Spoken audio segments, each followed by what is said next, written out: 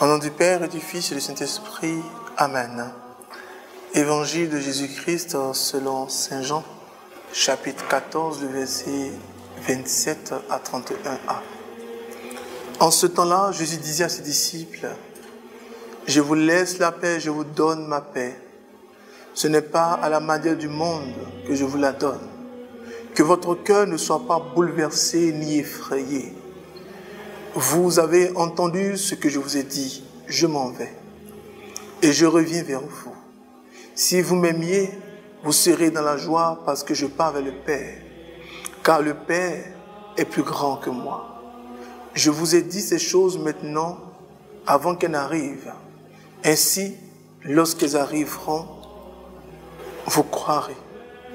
Désormais, je ne parlerai plus beaucoup avec vous, car il vient le prince du monde. Certes, sur moi, il n'a aucune emprise. Mais il faut que le monde sache que j'aime le Père et je fais comme le Père me l'a recommandé. Parole du Seigneur notre Dieu. Bien-aimés frères, bien-aimés sœurs, nous nous rendons compte comme de fois le Seigneur nous prépare à la grâce, le Seigneur nous prépare à la Pentecôte. Le Seigneur nous prépare à être initiés de l'Esprit. En ce temps-là, j'ai dit à ses disciples, je vous laisse la paix, je vous donne ma paix.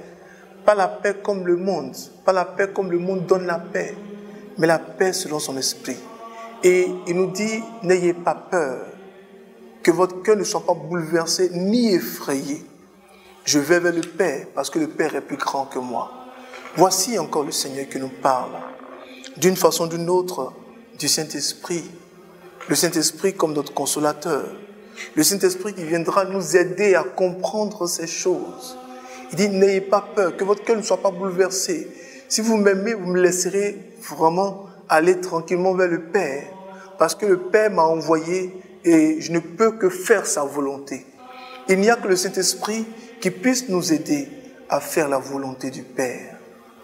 Il n'y a que le Saint-Esprit qui nous ouvre à comprendre les compartiments, à comprendre les opportunités, à comprendre les réalités en Christ. Il n'y a que le Saint-Esprit qui nous permet de voir la réalité de la vie et non de comprendre la vie comme un iceberg. Le Saint-Esprit nous permet de voir la partie non visible. Et cette partie non visible nous permet de nous préparer à répondre valablement à l'appel du Saint-Esprit. Alors, qu'est-ce qu'il nous faut faire? Le Seigneur nous invite à nous laisser conduire par le Saint-Esprit. Parce que le Saint-Esprit connaît tout. Il sait tout. Il sonde tout. Le Seigneur nous appelle à laisser notre vie être conduite par l'Esprit Saint. Parce que lui, il maîtrise tous les aspects et tous les contours. Tous les pourtours, tous les contenus de tous nos problèmes. Si nous agissons ainsi, nous risquons de ne jamais nous tromper. Si nous lui donnons toute la place, nous risquons de ne jamais nous tromper. Il faut que nous le fassions aujourd'hui, il faut que nous le fassions en semaine, il faut que nous le fassions tout le mois et que notre année soit en assurance et que nous-mêmes, nous soyons rassurés. Bien-aimés frères, bien-aimés frères, le Saint-Esprit va nous pousser à voir réellement ce qui est important. Il va nous pousser à voir réellement ce qui a de la valeur aux yeux de Dieu. Il va nous aider à comprendre que vanité de vanité, tout est vanité.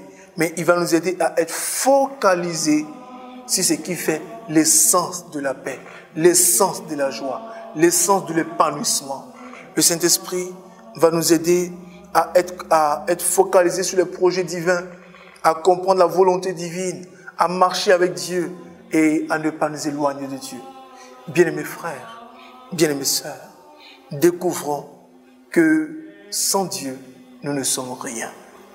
Loin de Dieu, nos vies sont fragiles. En dehors de Dieu, nos vies ne valent pas la peine d'être vécues. Saint Paul va le dire en disant avec fierté, ma vie à moi, c'est Jésus-Christ.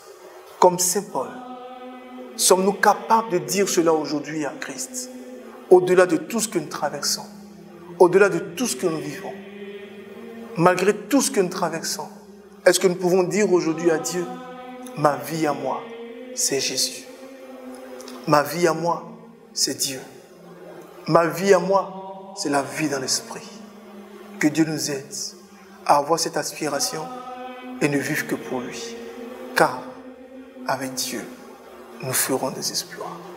Que le Saint-Esprit nous insuffle une idée nouvelle, une réaction nouvelle, une inspiration nouvelle, quelque chose que le monde n'a jamais su, n'a jamais expérimenté.